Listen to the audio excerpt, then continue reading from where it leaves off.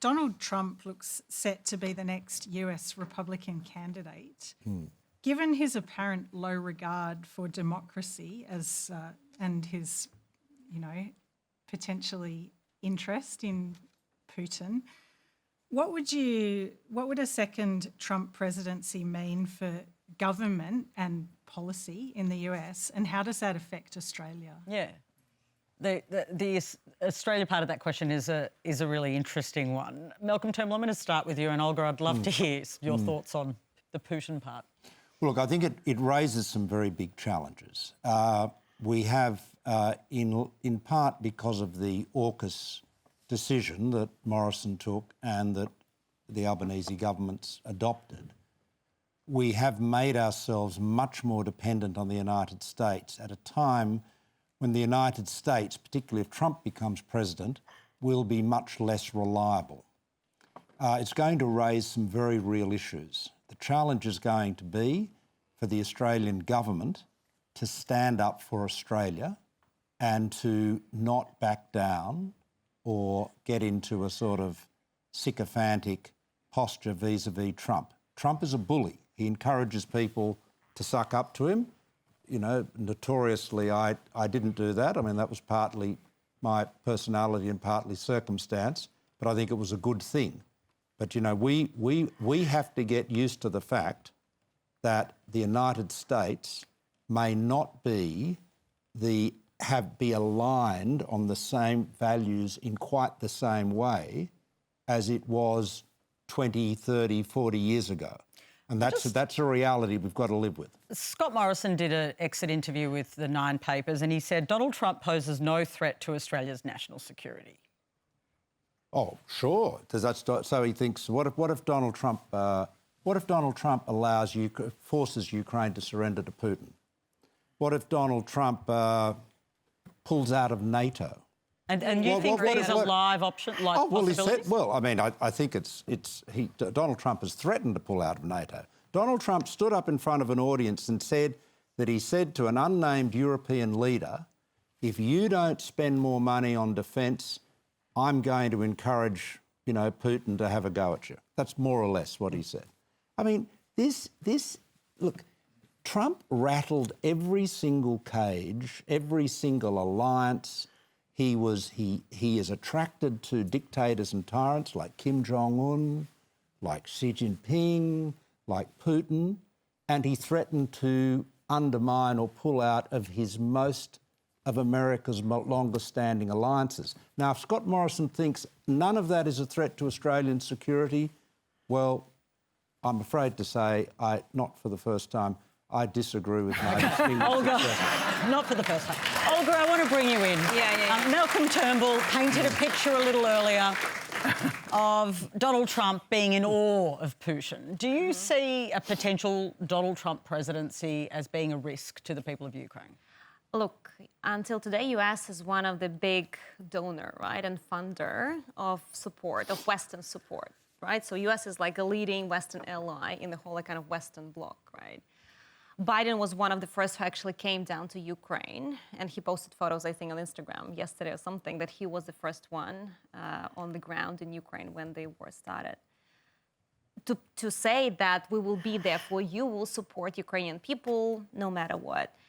So what this change will, and already we see the signs of what is happening, right? So we don't get the promised support to Ukraine, right? Everything is withheld, and hopefully we'll get it. But again, there is this tendencies, right, for Ukraine to become, like, now we're bundled with Israel, right, as a expense item, let's put it this way, right, in US support for foreign, countries. So, I mean, Ukraine is no longer, it looks like, becoming a one big, issue to support and to assist democratic world, right, with the fight for democracy.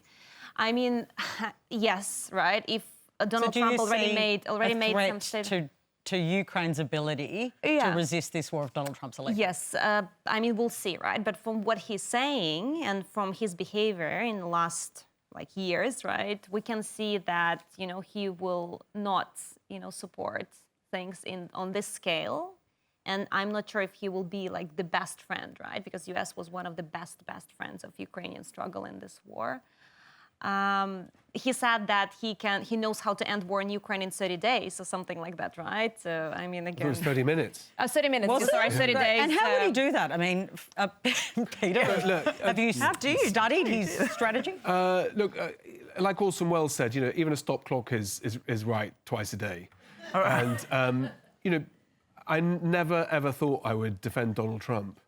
And I'm not defending Donald Trump, but he's not wrong about NATO underinvesting in their armed forces. He's not wrong about Europe getting American taxpayers to pay for the security envelope across Europe. He might have said it in a chaotic way. He might mean he's going to pull out. It might be that cataclysm comes towards us. But we in Europe have got lazy by underinvesting in a long-term future. And you know, that's a charge that could be laid at other governments around the world who now have to scale up things like navies, which take a long time to build, very expensive. The capacity to be able to do that is tough. But, you know, to prove that the stop clock thing is right, Putin was asked last week whether he'd prefer Biden or Trump in the White House. And Putin said, I prefer Biden because Trump is highly volatile. And again, most people would think that Putin and Trump will get on like a house on fire. But if you're in Moscow's shoes, a predictable, reliable way that the machine works has its obvious advantages. So, you know, I think that Trump is going to be difficult and dangerous. He's extremely dogmatic. He doesn't listen to advisors. As Malcolm said, he doesn't respect the rule of law. Look at the fines that are piled up towards him and the appeals. I think that's a real problem for the leader of the free world. And as someone who grew up thinking what the West does and what the United States leads in terms of freedoms, its soft power, you know, you look at what the US produces from Netflix through to Taylor Swift, God bless her, here in Sydney this evening. You know, it's the stock market in the US is the highest it's ever been, more or less, this evening. Everything about the US should speak confidence. And yet there's a crisis in the US that, for some reason, Trump has led his believers to think that America is a power that is failing, fading, and needs to be regalvanized. And so, you know, I think that it's going to be tricky when he comes back in. But those of us outside, when he comes I think it looks like it. You never know. It looks like it, but we should be prepared. We should be prepared. Yeah, I think he's yes. He's certainly even money at this stage. I just say this about Trump: he's not a warmonger. Okay, he's essentially at heart an isolationist, and Peter's absolutely right that the Europeans have not spent enough on their own defence, and they have got, you know, if you like, complacent under the American security umbrella. But the fact remains is that the way Trump operates is he encourages our adversaries. He is not, you know, who is the leader that he most admires in Europe? It's Viktor Orban, you know, who is not exactly a model for liberal democracy. In fact, he prides himself on running an illiberal democracy in Hungary. And was holding off on support for Ukraine as well. Yeah, exactly. Again, you've got to be careful not to get in Trump derangement syndrome where everything Trump says is there because he says it is therefore wrong. But nonetheless, the idea that it would be a safer world for any of us, let alone Australia, with Donald Trump at the helm in the White House is very, very naive. Jioji?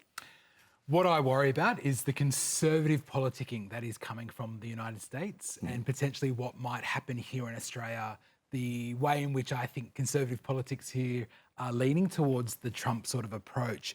And for me, that threatens a lot of human rights and civil liberties, especially for, you know, diverse community groups. Shout out to our queer communities. Shout out to our queer communities. Mardi Gras this weekend. Yay! And the queer community, can I say, is having a pretty tough time at the moment. That's exactly right. And I think that's why we need to be conscious of what happens in America will not just from an economic point of view have a flow-on effect, but the morality and the ethics that we see from America does have a flow-on effect to what might happen in Australia as well.